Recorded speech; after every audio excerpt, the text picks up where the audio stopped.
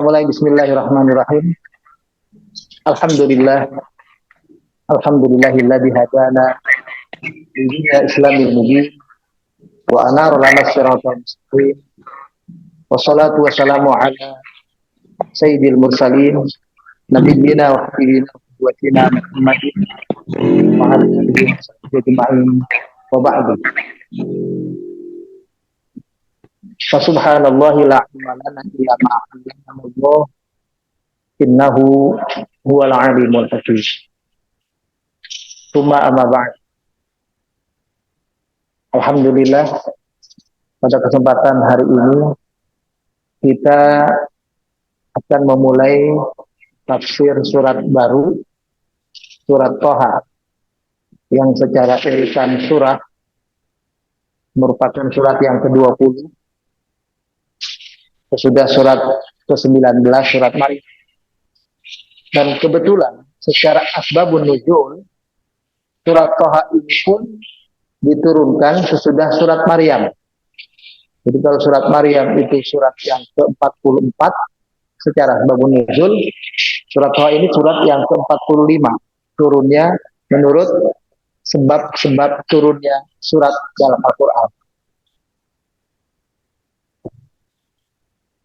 Sebelum kita membahas surat ini, kita baca dulu 8 ayat dari surat Thaha ini.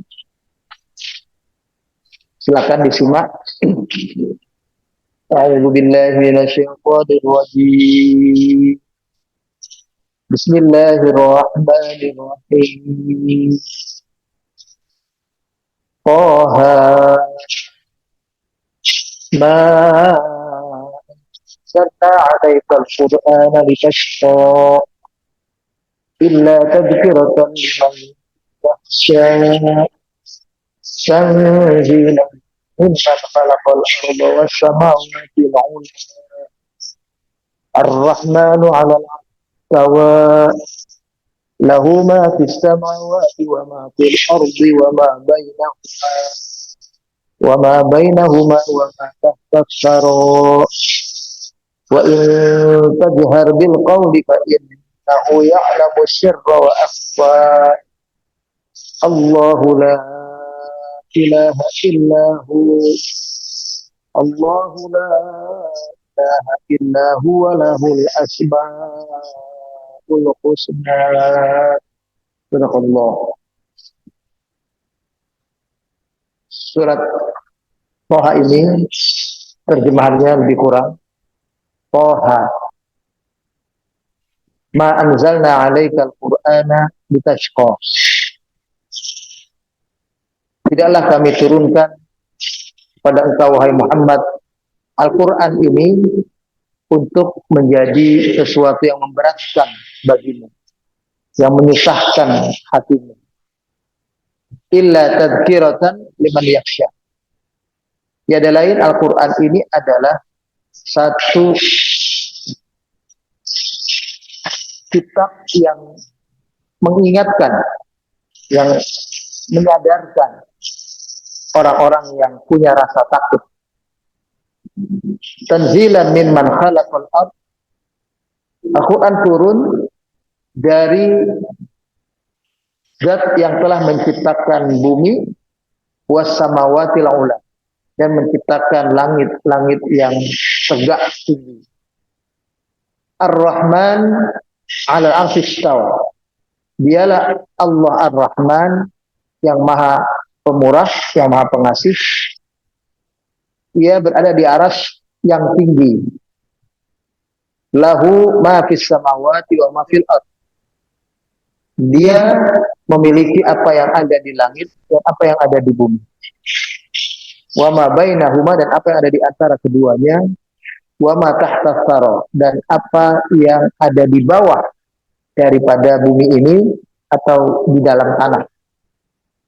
Wa in tajhar bil qawli, jika seandainya engkau mengungkapkan dengan suara yang keras ucapanmu, fa innahu ya'lam, maka sesungguhnya Allah mengetahui as-sirra wa akhfa, sesuatu yang rahasia yang tidak terungkap dengan suara yang jahat tadi, bahkan yang lebih dari itu, yang lebih lagi pelan atau lebih rahasia dari kalimat Allahu la ilaha illahu. Allah adalah zat yang tiada ilah, tiada Tuhan selain Dia. Lahul asmaul husna. Bagi Allah adalah nama-nama yang baik. Nah, surat ini termasuk minas suwaril makiyah, surat yang diturunkan di Mekah, atau surat yang sebelum Nabi hijrah ke Madinah. Karena arti makiyah itu ada yang mengartikan semua surat yang turun di Mekah, ada juga ada yang mengartikan semua surat yang turun sebelum Nabi hijrah ke Madinah. Karena kalau ada surat yang turun di Mekah sesudah Nabi hijrah, itu dihitungnya juga surat Madaniyah. Itu karena dasar itu, maka diartikan makiyah oleh sebagian besar ulama adalah surat yang diturunkan sebelum Nabi hijrah. Surat ini memberikan pencerahan kepada kita dalam beberapa pokok bahasa. Paling tidak ada 4 pokok bahasan. Yang pertama, surat Toha ini berbicara tentang Al-Quran. Al-Quran sebagai kitab yang Allah turunkan kepada Nabi kita Muhammad Sallallahu Alaihi Wasallam. Alhamdulillah. Ini Pak Darwin Pak Haji tahun ini. Alhamdulillah. Ya. Jadi surat ini kira-kira secara keseluruhannya itu isinya paling tidak ada 4, bisa 5, bisa 6, nanti kita hitung. Yang pertama adalah pembahasan tentang Al-Quran. Dia menjelaskan Al-Quran itu apa dan bagaimana sebetulnya kepada Nabi kita Muhammad Sallallahu Alaihi Wasallam. Yang pertama. Yang kedua, surat ini bercerita tentang Nabi Musa alaihissalam. Dari keberadaannya di Madain, Nabi Musa itu di sana, di Madain, di Madian. Oh, Madain itu Madain salah, itu di Madinah. Ini di Madian maksud saya. Ya. Madian itu, terima kasih. Madian itu daerah yang di dekat dengan justru daerah yang dulunya namanya Syam. Ya, kalau sekarang ada 4 negara itu. Syria, Lebanon, Palestina, Jordania. Itu Madian di sana. Dulu Nabi Musa asalnya dari sana. Jadi cerita itu nanti akan muncul dari beliau di sana sampai beliau ke Mesir. Sampai nanti ada sampai bertemu dengan Firaun.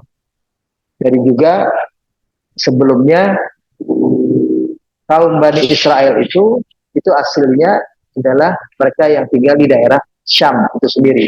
Jadi kita akan lihat. Jadi yang kedua pokok bahasan tentang Nabi Musa.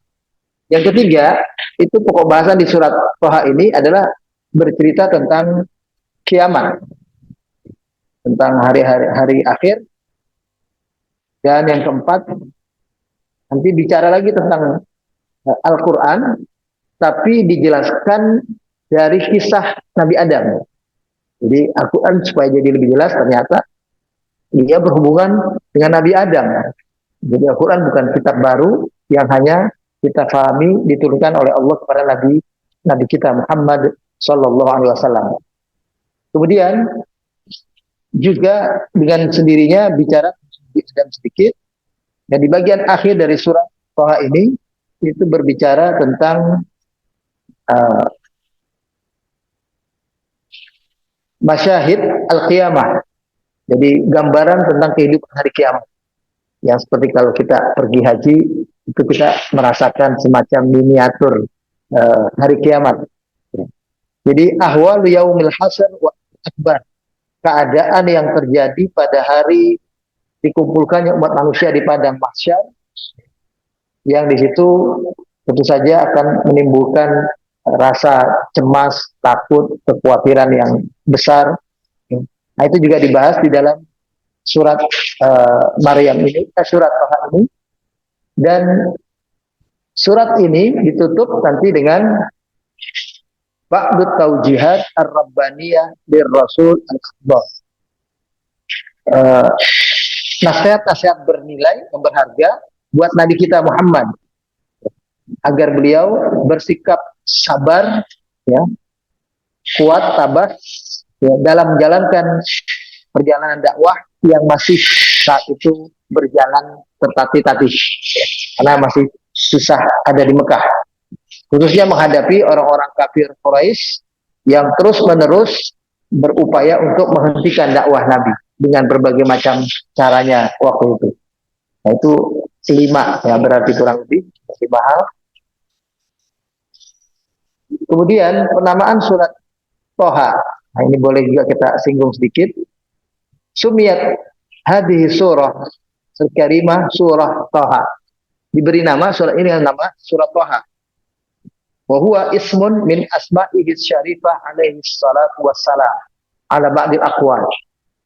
Menurut sebagian pendapat ulama, surat Toha ini atau penyebutan nama Toha itu dikatakan itu dari nama salah satu nama Nabi.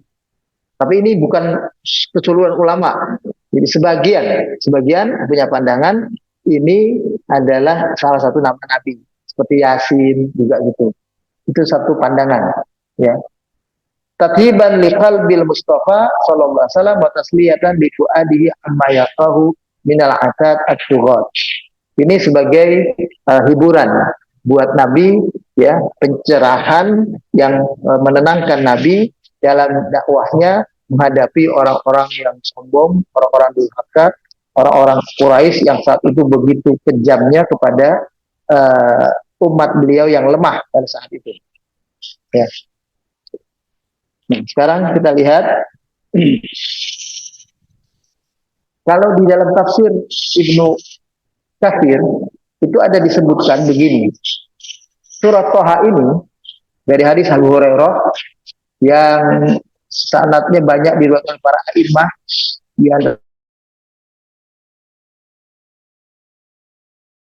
yang kitab tauhid, ya. Kemudian Ziyad bin Qayyum dari Ibrahim Al-Mundhir Al-Hizami, ya, biasanya banyak disebutkan itu dalam kitab Ibnu Katsir.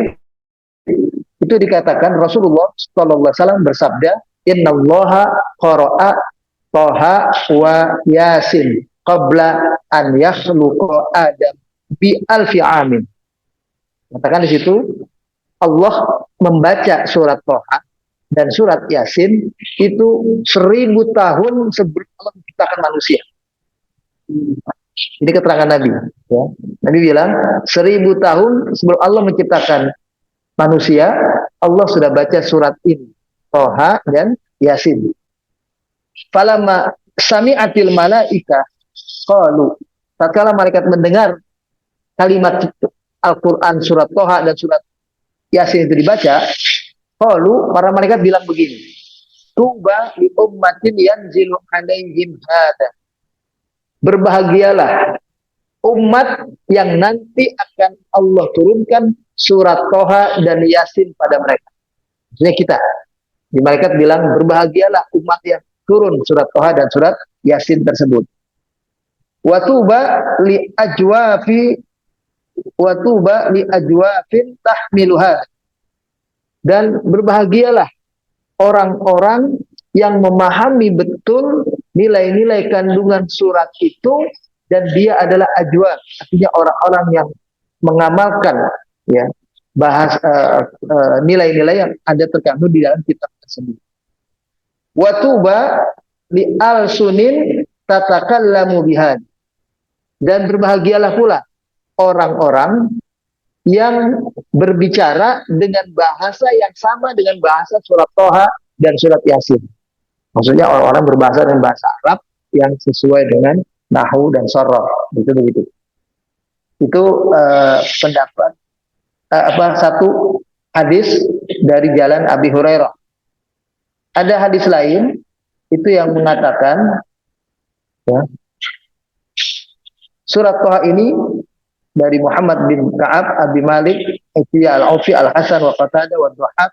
Ini semua imam-imam sanad hadis dan sanad juga tafsir. Itu dikatakan Qalu toha bimakna ya rojul. Toha itu juga bisa berarti hei seseorang.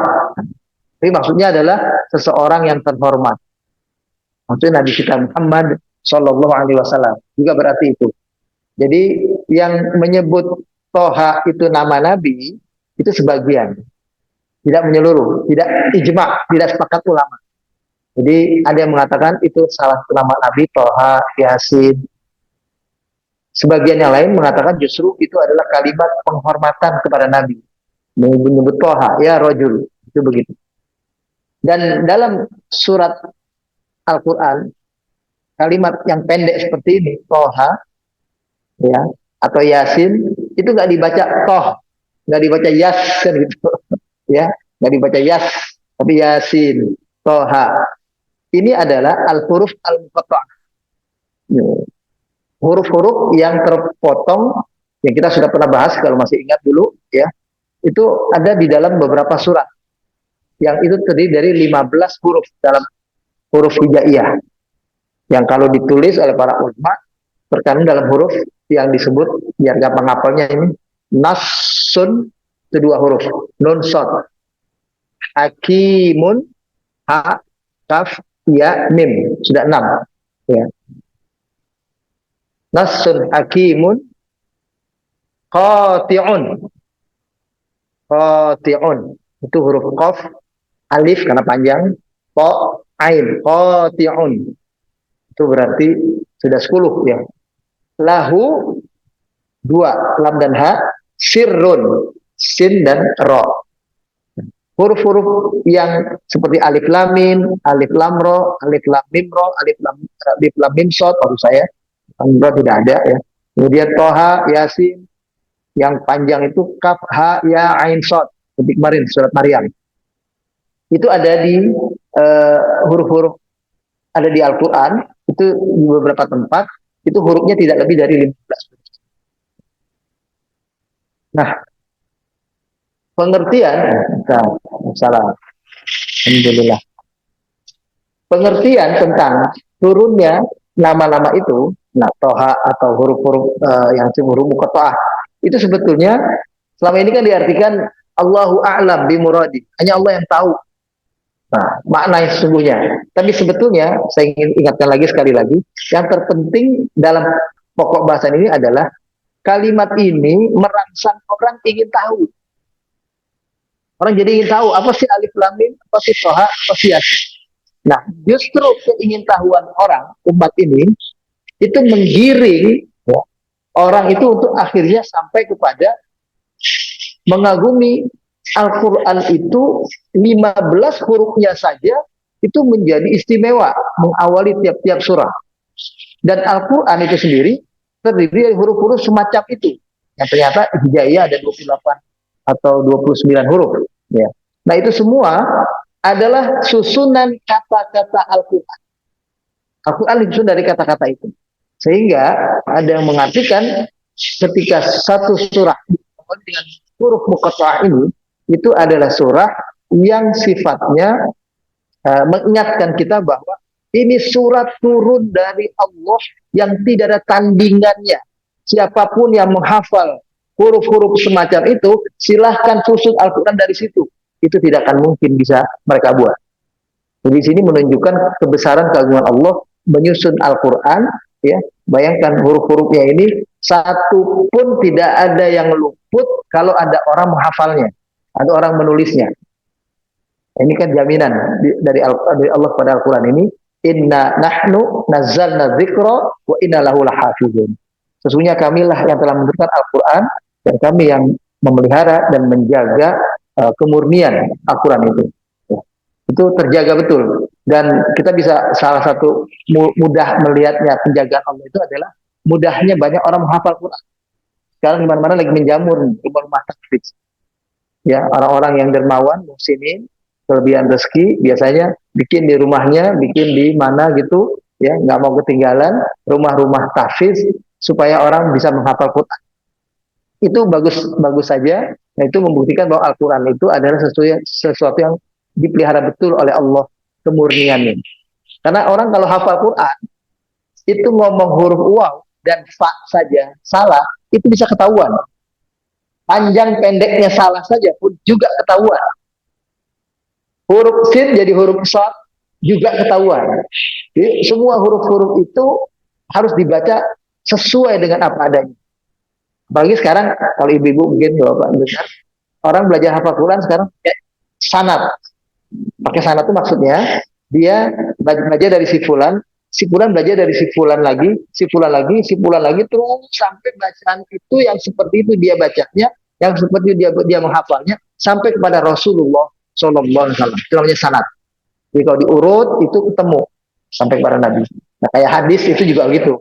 Hadis itu riwayat Bukhari, riwayat Muslim. Tapi kalau diusut sanad itu sampai kepada Abu Hurairah, atau Aisyah, atau Abdullah bin Umar, atau Abdurrahman bin Auf dan lain-lain.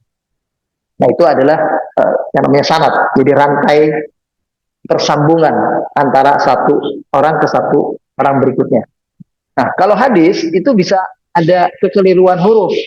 Karena tidak semua orang hafal hadis. Tapi kekeliruan makna itu tidak mungkin. Nah, kata-katanya mungkin ada, masih ada. Baik, makanya hadis itu ada yang matannya beda. Bunyi redaksi kata-katanya beda. Tapi kalau Al-Quran tidak.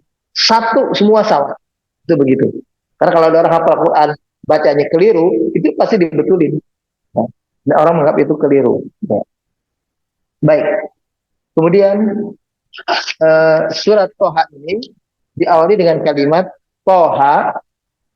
Itu juga sekaligus kalau di dalam tafsir tadi itu dikatakan seolah-olah seperti memanggil Nabi. Toha, hai seseorang yang terhormat, seseorang yang menjadi mulia karena sebab Allah turunkan Al-Quran kepada beliau. Jadi tolong digarisbawahi, Nabi kita itu menjadi sosok terhormat, terpuji, tersanjung, bahkan diberi gelar Al-Amin yang dipercaya seluruhnya itu karena sebab Al-Quran turun kepada beliau. Bukan karena beliau lahir di Mekah. Bukan karena beliau orang Arab.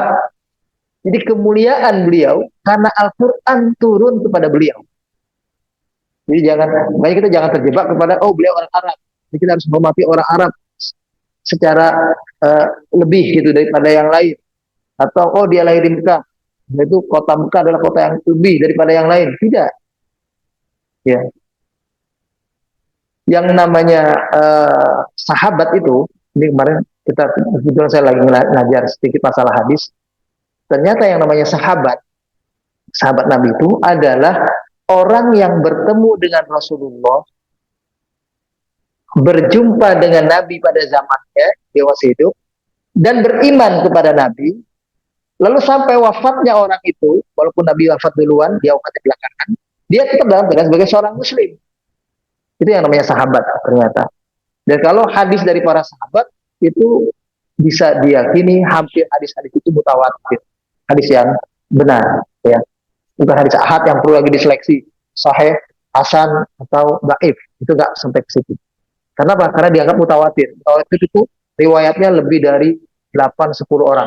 Dari jalur Bukhari, ada riwayatnya dari jalur Imam Muslim, ada riwayatnya dari jalur Imam Abu Daud, ada jalurnya dari Imam Malik, ada jalurnya terus gitu. Riwayat-riwayat. Yang dengar itu bukan 1-2 sahabat, beberapa sahabat. Itu namanya hadis mutawatir. Nah, itu biasanya dari sahabat. Nah, sahabat itu pengertiannya itu. Jadi bukan orang yang hidup di masa Nabi, tapi tidak ketemu Nabi, itu bukan sahabat.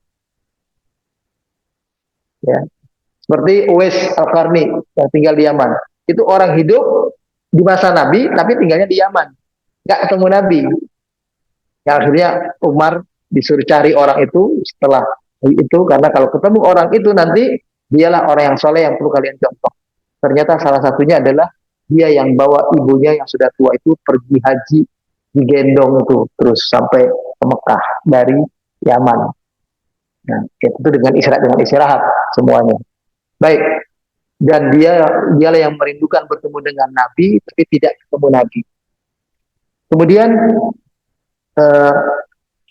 sahabat juga bukan orang yang bertemu Nabi, lahir di Mekah, tapi tidak beriman. Itu bukan sahabat.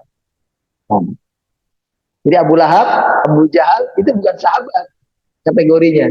Dia ketemu Nabi, berjumpa Nabi, tapi dia menjadi musuh Nabi. Itu makanya dia bukan sahabat. Dan sahabat juga bukan orang yang bertemu Nabi, beriman kepada Nabi saat itu. Tapi kemudian sepeninggal Nabi wafat, dia murtad. Dia wafat tidak sebagai seorang muslim. Itu juga bukan sahabat namanya. Itu supaya kita sedikit ada gambaran saja lah. Gitu ya. Nah, jadi sahabat itu adalah orang yang bertemu dengan Nabi, hidup pada masa Nabi, dan dia beriman kepada Nabi. Nah, ini saya jelaskan supaya kita jadi lebih jelas bahwa kemuliaan kedudukan Nabi kita Muhammad Sallallahu Alaihi Wasallam itu karena sebab Al-Quran turun kepada beliau. Begitu. Jadi soal lahirnya di Mekah, soal dia orang Arab itu adalah semuanya nilai-nilai yang kebetulan, yang walaupun dari sisi Allah nggak ada yang kebetulan. Allah punya rencana semua. Dan itu hanya membuat kita jadi mencari hikmahnya. Kenapa Nabi lahir di Mekah? Kenapa Nabi jadi orang Arab? Itu kita yang disuruh menggali hikmahnya di balik. Baik, kita lanjut. Sekarang kalimatnya adalah Toha ma anzalna alaikal qur'ana litashqa. Tidaklah kami, kata Allah, menurunkan kepada engkau, wahai Muhammad, Al-Quran ini litashqa, untuk membuat kamu susah. Jadi Al-Quran, Allah jelaskan kepada Nabi, tidak untuk membuat kamu susah. Kalau engkau sekarang susah dengan sahabat-sahabatmu di Mekah karena berjuang menegakkan Al-Quran, dilawan oleh orang kafir Quraisy, jadi sibuk, jadi menderita, jadi harus bangun malam, ini semua berjaga-jaga, yang punya rezeki, yang punya ini bantu, yang terzalimi, kalau bisa dibebaskan sebagai budak. Nah itu semua jadi nampak sebagai sesuatu yang bikin susah. Allah jamin Al-Quran bukan untuk membuat kalian susah. Justru sebaliknya, Al-Quran turun untuk membuat kalian bahagia. Jadi kalau ada orang, kita sampai hari ini, dari sejak kecil kita sebagai seorang muslim, alhamdulillah, sampai hari ini kita rajin baca Quran. Kalau kita belum merasakan kebahagiaan karena sebab kita memperlakukan Al-Quran, baca Quran, ngaji tafsir seperti ini, atau kita pelajari Al-Quran, kita masih merasa itu sulit, susah, jadi beban. Nah, ini ada yang koslet, harus kita cari di mana kosletnya, temunya itu. Itu gitu jadi ibu-ibu ya. Jadi orang kalau pelajari Al-Quran mesti dia bahagia. Itu begitu. Cuma ukuran bahagia itu bukan semata-mata materi. Banyak orang kalau mengukur orang senang, orang bahagia itu karena dia punya materi, ya. Apakah materi kedudukan sosial, apakah materi itu punya kedudukan, punya jabatan, apakah materi itu punya kekayaan dan lain-lain. Itu yang sifatnya seperti itu. Nah, bukan yang seperti itu. Jadi maksud itu adalah orang itu punya hati yang bahagia.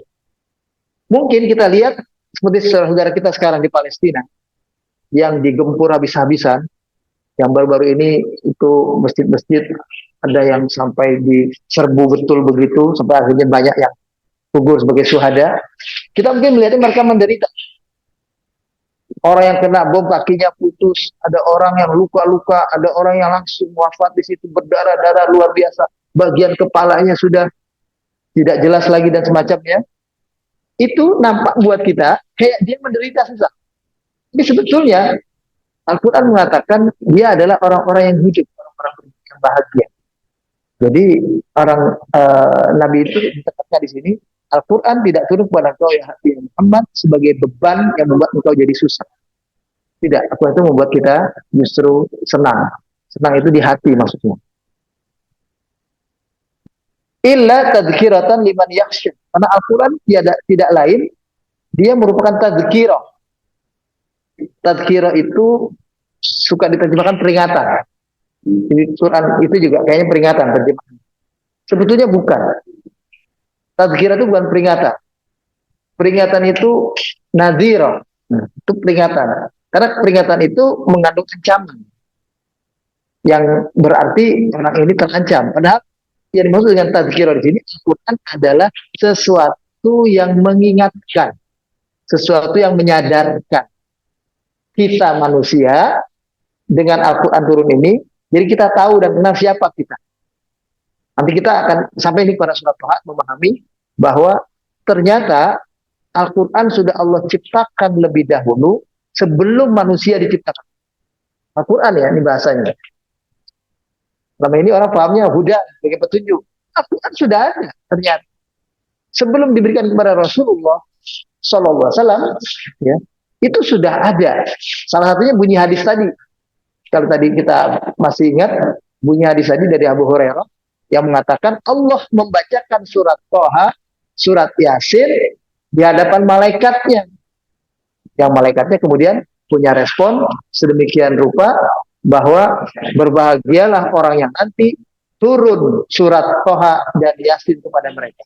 Ya, umat yang turun kitab Quran kepada mereka adalah umat yang bahagia. Umat yang berbicara dengan bahasa Al-Quran adalah umat yang berbahagia, dan seterusnya. Dan memang kalau kita baca surat Ar-Rahman itu bunyinya kan, ya mungkin kalau Bapak Ibu perhatikan surat Ar-Rahman, Ar-Rahman allamal Quran khalaqal insan allamahul bayan. Allah yang Maha Rahman, dialah yang mengajarkan Al-Quran dulu. Allamal Quran, mengajarkan Al-Quran. Jadi Al-Qurannya sudah ada, tinggal diajarin kepada nabi-nabi di semua. Khalaqal insan, baru Allah menciptakan manusia. Jadi sebetulnya kitab Taurat, kitab Injil, kitab Zabur, Suhuf Ibrahim, semuanya itu adalah bahagian dari Al-Quran. Banyak Al-Quran yang begitu turun terakhir, dia penyempurna semuanya. Nanti kita akan ketemu dalam kajian di surat Toha ini pembahasan semacam itu lebih lanjut. Ya, makanya di sini katakan Al-Quran itu adalah sesuatu yang mengingatkan, menyadarkan kita manusia.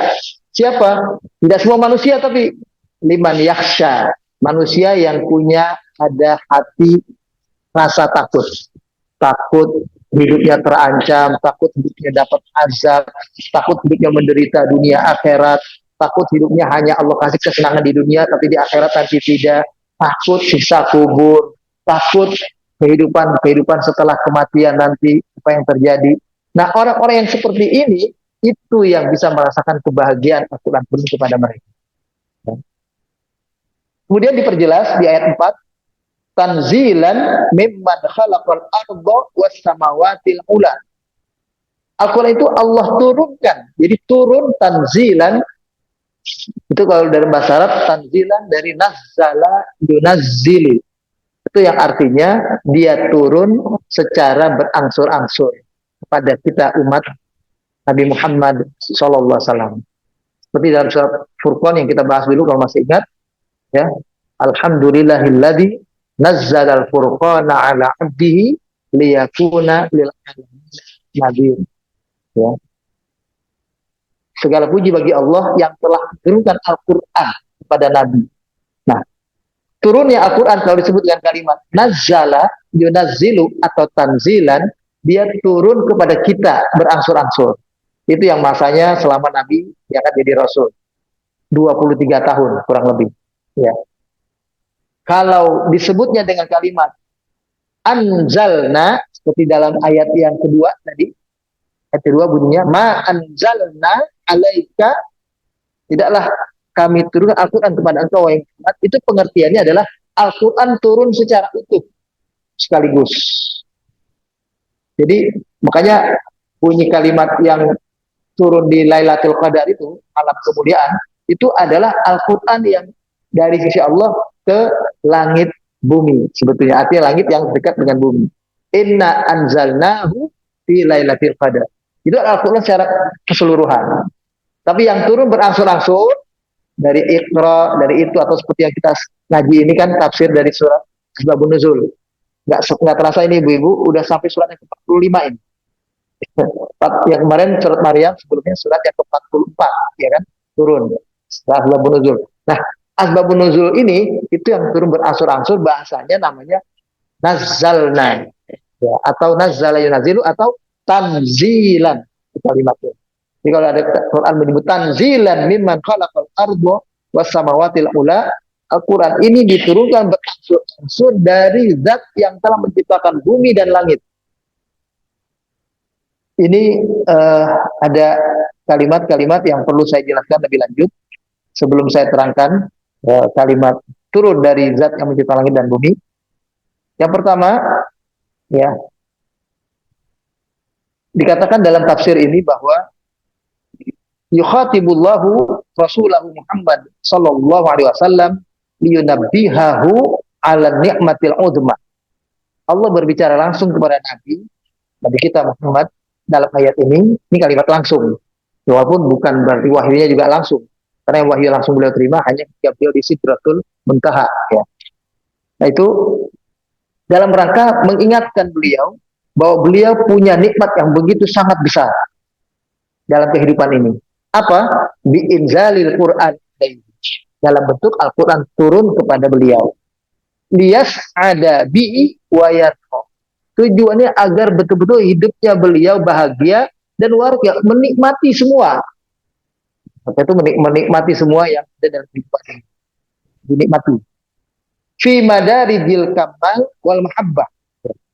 Dalam tahapan-tahapan kesempurnaan dan tahapan-tahapan kecintaan. Maksudnya kehidupan yang membahagiakan itu sempurna, dan ada kesempurnaannya.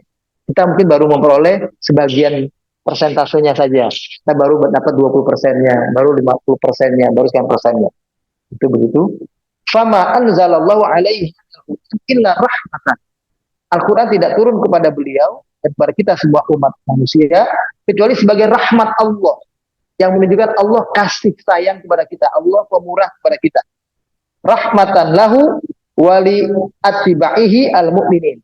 Sebagai rahmat bagi Nabi Muhammad dan sebagai rahmat bagi pengikut-pengikut beliau yang beriman nantinya. Ya. Toha, ma anzalna alaikal Qur'ana litashqa illa tadhkiratan liman yakhsha. Maknanya adalah ma anzalna alaika ya Muhammad hadzal Qur'an litashqa bihi. Al-Quran tidak turun kepada engkau, Muhammad, untuk membuat engkau menderita, engkau susah. Jadi kalau orang karena baca Quran susah hidupnya, menderita hidupnya, itu ada yang salah. Orang dengan Quran mesti hidupnya bahagia, mesti hidupnya senang. Ya. Innama anzalnahu hidayatan wa rahmatan. Sungguh hanyalah Al-Quran itu kami turunkan sebagai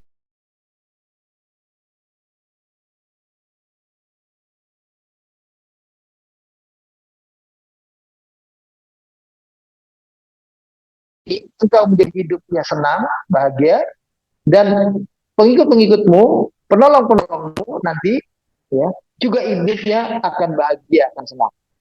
Waliyakuna tariqan laka ilal jannah. Dan Al-Quran menjadi jalan bagimu menuju kepada surga. Ya ta'azzu wa yahtadi bihi man yakhshallaha. Ya. Dia memberikan pembelajaran dan menjadikan sebagai guide, ya, bimbingan, ya, pengarah bagi orang-orang yang punya rasa takut kepada Allah. Jadi orang itu harus yang punya rasa takut kepada Allah. Wa yakhafu iqabahu. Orang-orang yang takut kepada siksa Allah, ya, kepada siksanya. Wa huwa al-mu'min al-mustanir binuril Qur'an. Tentu saja yang dimaksud adalah orang mukmin yang hidup dengan petunjuk Al-Quran, dengan hidayah pencerahan dari Al-Quran. Wasawaan urida bilafzihi toha ismun nabi. Anda juga mengatakan lafaz toha itu salah satu nama nabi alladhi huwa ahadu asma'ihi misal Ahmad wa Yasin kama dhahaba ilaihi ba'dul mufassirin bidalil khitab lahu biqaulihi ma anzalna alaikal Qur'an. Jadi sebagian ulama yang maksudnya ada yang menyebut toha adalah juga salah satu nama Nabi, sebagaimana salah satu nama Nabi adalah Ahmad, Yasin. Ya. Ini adalah pendapat sebagian mufassirin. Dalilnya adalah kalimat ma anzalna alaikal Qur'an. Dipanggil dulu Toha. Toha ma anzalna alaikal Qur'an. Begitu juga surat Yasin. Yasin wal Qur'anil azim dan innaka laminal mursalin. Itu menyebutnya nama Nabi langsung. Sesungguhnya engkau benar-benar adalah seorang Rasul. Nah, jadi kayak ada yang berpendapat Toha, Yasin salah satu nama Nabi. Ya. Tapi sebetulnya surat Toha sendiri juga ada penamaan lain. Jadi kalau itu disebut nama Nabi memang tidak berarti betul-betul seperti itu. Bisa keliru juga. Masih tafsir namanya. Karena Al-Quran surat Toha ini disebut juga surat Al-Kalim. Dalam tafsir tertentu disebut surat ini surat Al-Kalim. Kenapa Al-Kalim? Karena di sini ada isinya pembicaraan atau orang yang diajak bicara oleh Allah langsung, yaitu Nabi Musa alaihissalam. Jadi di sini ada surat yang isinya surat ini isinya pembicaraan Allah kepada Nabi Musa. Dialah satu-satunya nabi yang sering diajak bicara langsung oleh Allah, Nabi Musa. Makanya surat ini juga disebut surat Al-Kalim. Ya. Kemudian surat ini berikutnya ada keterangan riwayat waqad ruwiya annahu alaihi salam lamma nuzila alaihi al-Qur'an shalla wa huwa wa ashabahu fa atala al-qiyam hatta tashaqqaqat qadamahu. Jadi ada riwayat begini. Dulu ketika Al-Qur'an turun kepada Nabi, ya, beliau biasa itu kalau Al-Qur'an turun dengan para sahabat sholat huwa wa ashabuhu, dia dan para sahabat. Jadi di Masjidil Haram itu, di Masjidil Haram belum kayak, artinya masih betul-betul ya bukan seperti masjid gitu. Hanya ada Ka'bah, lalu ada yang sujud, malah sujud ada berhala, begitu. Nabi kalau Al-Quran turun dengan sahabat itu ke Ka'bah, sholat, ya. Dia sholat di situ, sahabat-sahabatnya juga sholat. Walaupun belum ada perintah sholat wajib itu, karena sholat yang ada di zaman sebelum beliau mendapat perintah wajib sholat adalah sholat malam. Jadi itu bangun malam, beliau sholat dengan para sahabat. Ya. Kemudian, ya, karena sholat begitu, orang-orang Quraisy sampai bilang begini, orang Quraisy yang melihat Nabi dan sahabat sholat, ya, faqalat Quraisy bilang begini, ma anzalallahu hadzal Qur'an ala Muhammad illa liyasqa bihi. Al-Quran nggak turun pada Nabi kecuali bikin dia susah. Coba susah-susah sampai bangun malam, sholat. Begitu Quran turun, bangun, lagi tidur, sampai kemudian sholat. Dia dan para sahabat. Jadi orang-orang Quraisy menganggap Quran turun bikin Nabi itu susah, terbebani, mesti bangun tengah malam, sholat. Itu begitu. Ya. Karena Nabi langsung menyampaikan kepada para sahabat waktu itu. Fa'atal al-qiyam hatta tashaqqaqat qadamahu. Suatu saat beliau malah sengaja sholat malamnya dipanjangin sampai kakinya bengkak. Pada mau dua kakinya itu bengkak, ya, ini bagian mata kaki. Faqalat Quraisy, ya. Maka orang Quraisy itu bilang begini, ma anzalallahu hadzal Qur'an ala Muhammad illa liyasqa bihi. Ya. Al-Qur'an tidak turun kepada Nabi kecuali kepada Muhammad, maksudnya bahasa orang Quraisy Muhammad saja dia nyebutnya, ma'anzalallahu hadzal Qur'an ala Muhammad. Al-Quran tidak turun kepada Muhammad kecuali untuk bikin dia menderita, dia susah. Ya. Jadi satu saat Nabi sholat sampai kakinya bengkak, itu bertambah orang Quraisy ngomong lagi, tuh lihat Quran turun kepada dia, malah dia susah, kakinya sampai sakit-sakit, itu bengkak, itu begitu. Ya, dia tidak tahu bahwasanya justru Nabi dan para sahabat ketika sedang sholat merasakan sebuah perasaan hati yang luar biasa, ketenangan jiwa yang luar biasa, karena mereka berhubungan dengan zat yang menciptakan langit dan bumi, berkomunikasi dengan zat yang menciptakan langit dan bumi. Ya. Tsumma bayyana ta'ala anna hadzal Qur'an innama anzalahu khaliqul ard. Kemudian Allah terangkan Al-Quran ini tidak turun kecuali hanya dari yang menciptakan langit dan bumi ini. Ini turunnya dari yang menciptakan bumi ini. Kalau kita kan dapat sesuatu, terima, walaupun ini kayaknya nggak bagus atau apa, kemudian ada yang bilang, itu dapat kiriman, itu yang ngirim tuh raja itu, yang ngirim tuh presiden tuh, itu orang agak lain dikit, walaupun ini kayaknya apa nggak berharga, tapi begitu tahu pengirimnya siapa, kita jadi langsung merasa lebih terhargai, lebih dihargai gitu. Karena ini kiriman orang yang istimewa. Nah, begitu pula Nah, dijelaskan kepada Nabi kita begini, Al-Quran itu tidak turun kecuali kepada zat yang menciptakan langit dan bumi ini. Ya. Wa mubdi'ul kaun, zat yang membuat segala sesuatu yang ada di alam semesta ini. Alladzi ya'lamu sirra wa akhfa, zat yang mengetahui semua yang tersembunyi, ya, yang tersembunyi, wa akhfa, dan lebih tersembunyi lagi. Nah, ini kalimat di dalam ayat ini. Mungkin kalau para jemaah baca dulu ya di ayat ini, setelah dikatakan di ayat 4, Al-Quran turun dari sosok atau zat yang menciptakan bumi dan langit, ya, disebut bumi dan langit itu untuk membahasakan kepada Nabi. Bumi ini biasanya kan Allah menciptakan langit dan bumi, selalu kan begitu. Tapi di ayat ini Allah menciptakan bumi dan langit. Ini kan agak kayak beda. Ini untuk menunjukkan kepada Nabi bahwa dia turun kepada engkau di tempat engkau hidup sekarang ini, itu dia yang menciptakan tempatmu hidup sekarang, dan dia yang menciptakan tempat turunnya Al-Quran dari sosok yang, nah, baru disebutkan sosoknya siapa lebih lanjut, Ar-Rahman, sosok yang maha pengasih, sosok yang pemurah, Al-Asistawa, yang dia berada di aras yang tinggi, tempatnya di aras yang tinggi. Itu berarti dia bertempat, tapi dia maksudnya adalah ada di tempat yang tinggi. Karena kita kalau untuk menunjukkan sesuatu yang istimewa kan ya, kita berdoa juga sudah biasa ke atas, bukan lagi ngelihat ke bawah dan semacamnya. Jadi itu menunjukkan yang tinggi, yang mulia. Nah, Quran turun dari Rahman ini, Allah yang Rahman. Nah, Allah Rahman ini itu adalah sifat yang pemurahnya untuk semua makhluk. Supaya digaris bawahi oleh kita. Allah tidak pandang bulu. Binatang pun dapat kasih sayang Tuhan. Dalam bentuk induknya nggak akan serta-merta kalau melihara itu diterkam atau dimakan sendiri. Tetap ada kasih sayangnya. Itu rahmannya Allah sebetulnya juga. Allah juga kasih kepada siapa? Kepada orang-orang yang tidak beriman.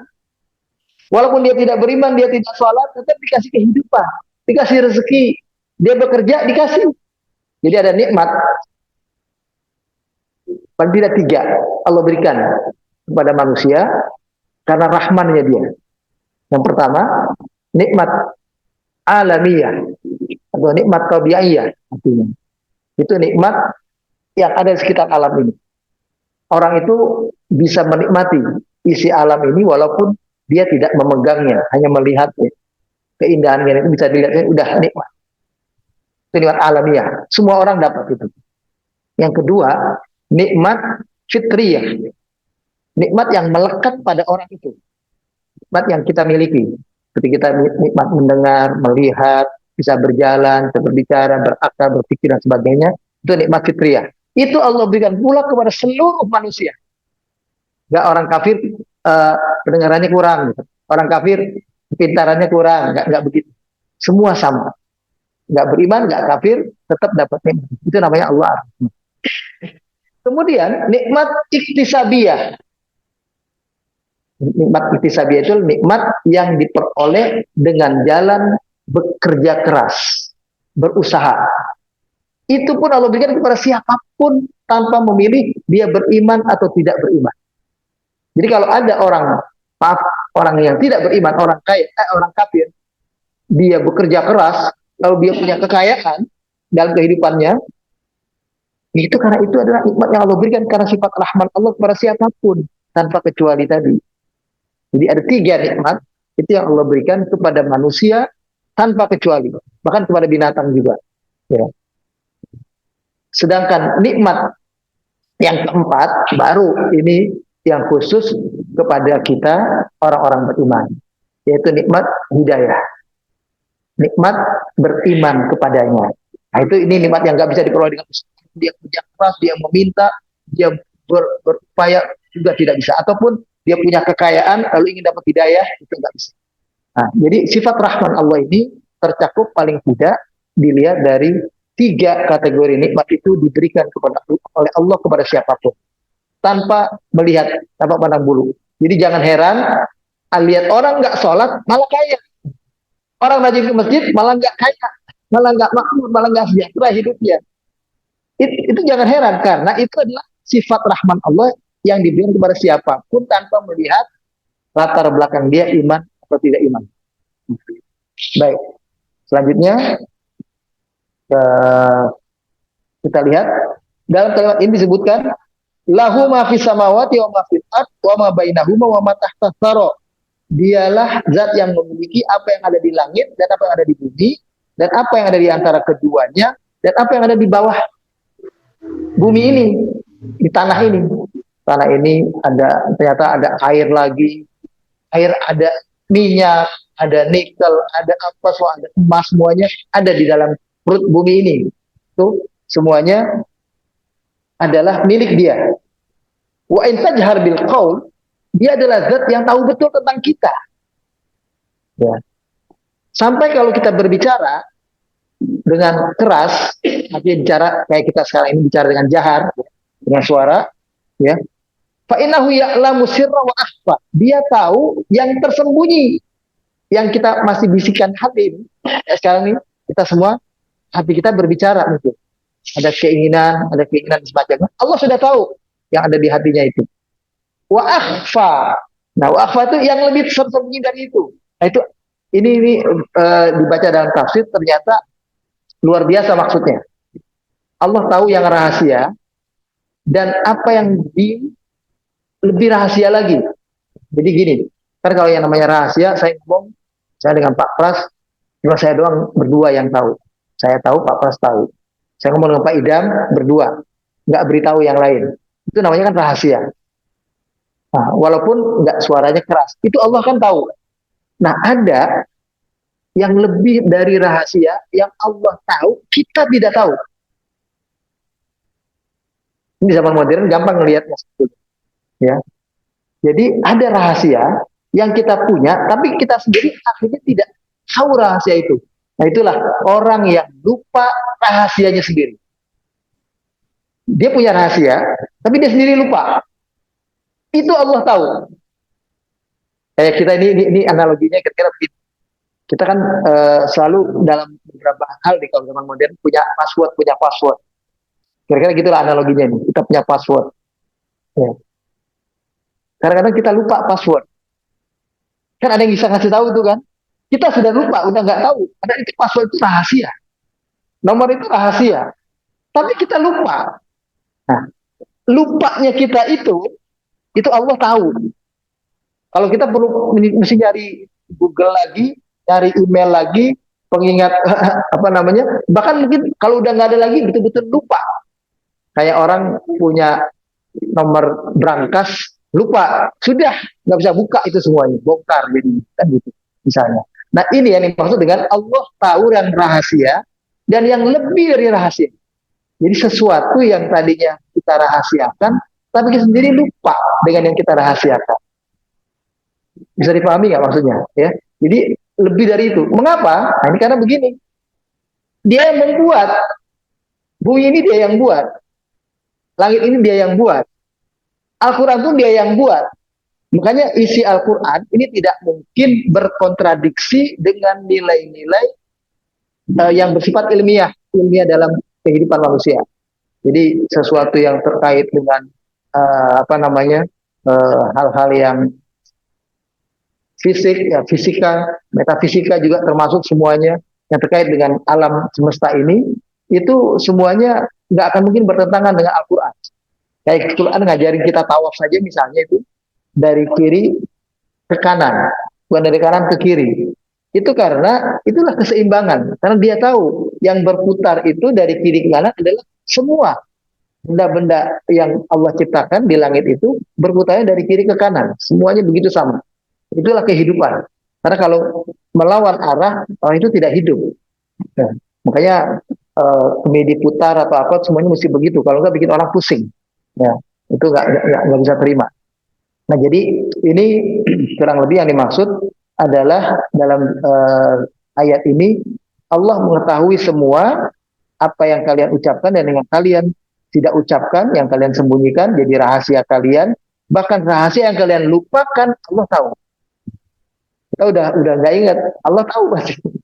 Ya karena Dia menciptakan kita dari belum jadi, dari setetes air mani sampai kita jadi sekarang, Dia yang tahu semua.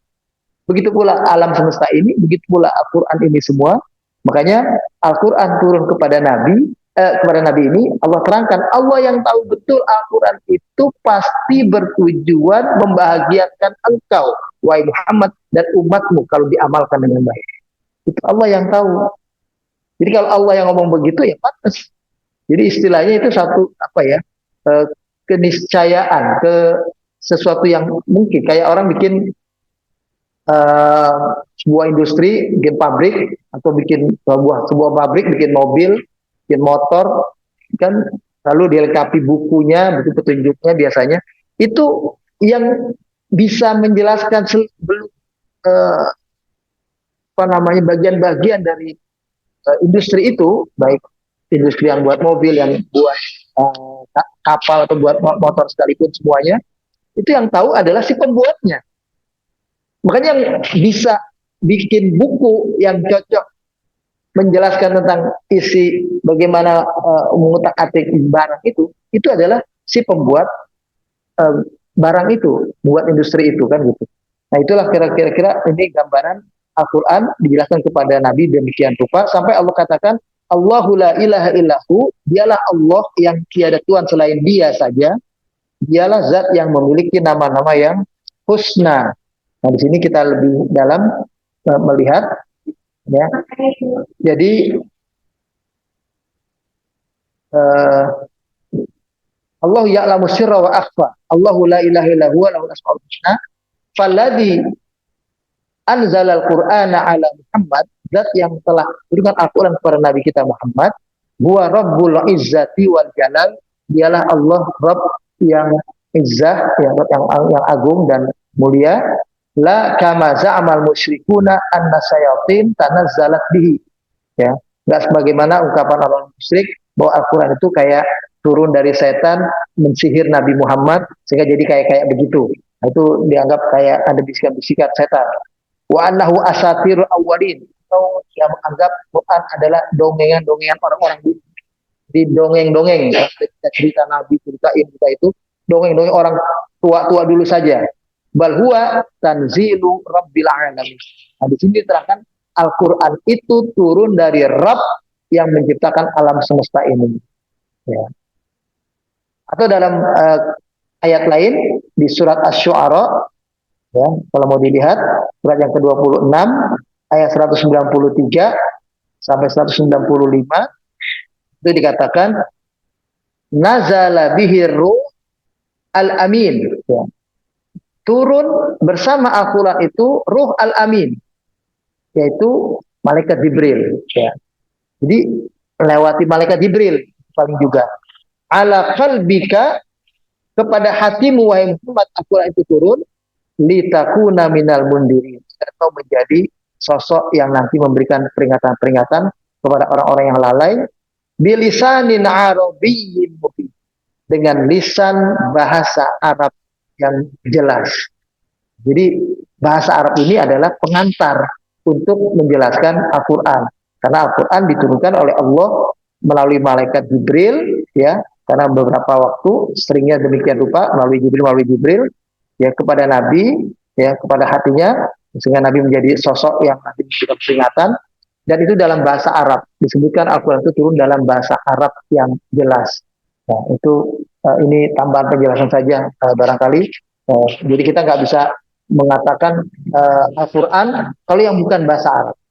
Jadi kalau kita pegang mushaf, tulisannya terjemahan saja, itu bukan Al-Quran. Jadi Al-Quran bahasa Jerman bukan Al-Quran. Al-Quran bahasa Indonesia bukan Al-Quran.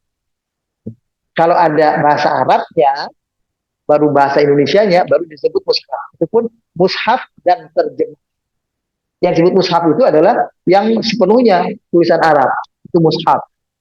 Nah, mushaf yang seperti itulah yang nilainya beda dengan mushaf yang ada terjemahnya, atau yang hanya terjemah saja, atau bahkan mushaf yang ada di HP kita, di alat-alat elektronik kita semua, di laptop, di mana itu belum disebut mushaf.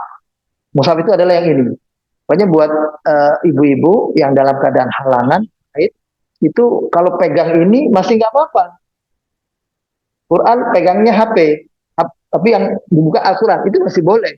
Tapi kalau ini nggak boleh, karena ini adalah lembaran yang disucikan, jangan sampai kita pegang dalam keadaan kita sedang junub atau sedang haid. Tapi bukan berarti nggak boleh baca. Kita boleh baca, ibu boleh baca. Cuma yang pegang jangan ibu, orang lain yang pegangin. Tuh, pegangin, bukain. Tapi kalau kita buka yang ini, itu masih tidak apa-apa. Inilah barangkali para jemaah sekalian sementara 8 ayat dari surat Toha. Ya, ini kembali mengingatkan kepada kita bahwa Al-Quran adalah kitab yang Allah turunkan justru untuk memberikan petunjuk, menjadi rahmat, menjadi kebahagiaan buat kehidupan umat manusia. Makanya dalam sebuah hadis Nabi katakan, Innallaha yarfa'u bihadzal Qur'an aqwaman wa yadh'u bihi akharin. Allah mengangkat, memuliakan ya beberapa derajat, ya derajat tinggi umat ini karena sebab mereka menjalankan Al-Quran, dan ada umat yang Allah berikan kehinaan karena sebab Al-Quran. Jadi karena sebab Al-Quran, umat ini jadi umat yang terhormat, tersanjung, kayak Nabi dan para sahabat dulu zamannya, ya sampai 7 abad lamanya Nabi mengalami atau Islam mengalami kondisi sedemikian rupa karena Al-Quran diikuti oleh umat-umat zaman itu, maka betul-betul kehidupan itu terwarnai dengan nilai-nilai Al-Quran, dan hidup itu penuh dengan keadilan, penuh dengan kesejahteraan dan lain-lain yang membahagiakan umat manusia. Lalu kemudian ketika umat ini meninggalkan Al-Quran, tidak ada yang separuh-separuh, pilih-pilih, atau tidak dijadikan sebagai pedoman utuh dalam kehidupan mereka, maka mulailah kita merasakan kehinaan-kehinaan. Mana-mana umat Islam akhirnya kondisi kehidupan sosialnya tidak sebagaimana mestinya. Nah, itu juga karena mungkin hadis Nabi itu yang mengatakan demikian. Karena sebab Nabi mengatakan innallaha yarfa'u bihadzal Qur'an aqwaman, Allah mengangkat Al-Quran wa yadh'u bihi akharin, sementara menghinakan beberapa orang lainnya juga dengan sebab Al-Quran. Nah, yang tingginya derajat karena mengikuti Al-Quran, mengikuti petunjuk Al-Quran, dan yang direndahkan karena menolak Al-Quran atau meninggalkan Al-Quran. Kita tutup sama-sama dengan doa, ya. Kita tutup, kita baca doa dulu. Al-Fatihah. Alhamdulillahirabbil alamin. Iyyaka na'budu wa iyyaka nasta'in. Shiratal mustaqim. Shiratal ladzina an'amta 'alaihim ghairil maghdubi 'alaihim. Amin amin ya rabb. Allahumma arhamna bil Qur'an waj'alhu lana imaman wa nuran wa hudan wa rahmah. Allahumma ij'alhu lana hujjatan la hujjatan 'alaina. Allahumma ya Allah, jadikanlah Al-Quran sebagai rahmat bagi kami. Jadilah karena Al-Quran sebagai petunjuk buat kami dalam kehidupan kami. Jadikanlah Al-Quran sebagai jalan untuk kebahagiaan hidup kami. Jadikanlah dia hujjah bagi kami, bukan hujjah bagi musuh-musuh kami menghadapi kami. Allahumma rabbana la tuzigh qulubana ba'da idh hadaitana wa hab lana min ladunka rahmah innaka antal wahhab. Ya Allah, Rabb Tuhan kami, yang Engkau palingkan hati kami setelah Kau memberikan hidayah iman Islam ini kepada kami. Berikanlah selalu petunjuk dan rahmat-Mu kepada kami. Ya Allah, dan sebaik-baik pemberi, ya Allah. Rabbana atina fid dunya hasanah wa fil akhirati hasanah wa qina adzabannar. Wa sallallahu ala nabiyyina wa ala alihi wa sahbihi wa sallama tasliman katsira. Walhamdulillahi rabbil alamin. Para jemaah sekalian, pekan ini hari orang tuanya Bu Feni, ya Jumat dini hari, Jumat dini hari. Bu Lani, Bu Feni wafat, dan bapaknya dan orang tua Teddy itu yang di Al-Ahram, ayahnya, ya bapaknya juga wafat. Itu kalau dia wafatnya jam 23 hari Jumat malam. Ya itu begitu wafat. Jadi kita sama-sama doakan pada mereka semua, ya. Sekali lagi dengan kita awali Al-Fatihah. A'udzubillahi Bismillahirrahmanirrahim. Alhamdulillahirabbil alamin. Ar-Rahmanirrahim. Maliki yaumiddin. Iyyaka na'budu wa iyyaka nasta'in. Ihdinas siratal mustaqim. Siratal ladzina an'amta 'alaihim ghairil maghdubi 'alaihim waladdallin. Allahumma ya Rabb, Allahumma ighfir lahuma warhamhuma wa'afihima wa'fu anhuma wa akrim nuzulahuma wa wasi' marsalahuma waghsilhuma bil ma'i wal thalji wal barad. Ya Rabb, Tuhan kami, ampunilah dan rahmatilah kedua orang tua kami ini, orang saudara-saudara kami ini. Rahmatilah keduanya, lapangkanlah kuburnya, terimalah amal-amalnya, bersihkanlah dari segala dosa dan kesalahan mereka. Engkau bersihkan mereka dari kesalahan dan dosa-dosanya. Bagaimana Engkau bersihkan pakaian putih dari noda dan kotoran.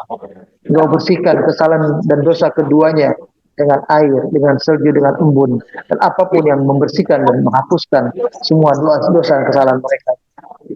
Allahumma abdilhuma daran khair min darihima wa abdullahuma ahlan khair min dari ya Allah, limpahkanlah kepada keduanya tempat yang lebih baik daripada tempatnya selama ini, keluarga, lingkungan yang lebih baik daripada keluarga dan lingkungan selama ini. Allahumma srif anhuma adzabal qabr, Allahumma srif anhuma adzab jahannam. Ya Allah, bebaskanlah keduanya dari siksa kubur dan bebaskanlah keduanya dari siksa neraka jahanam. Allahumma rabbana taqabbal minna innaka antas samiul alim wa tub alaina innaka tawwabur rahim. Allahumma afriq ala ahlihima as-sabra wal ihtisab. Afriq ala ahlihima as-sabra wal ihtisab.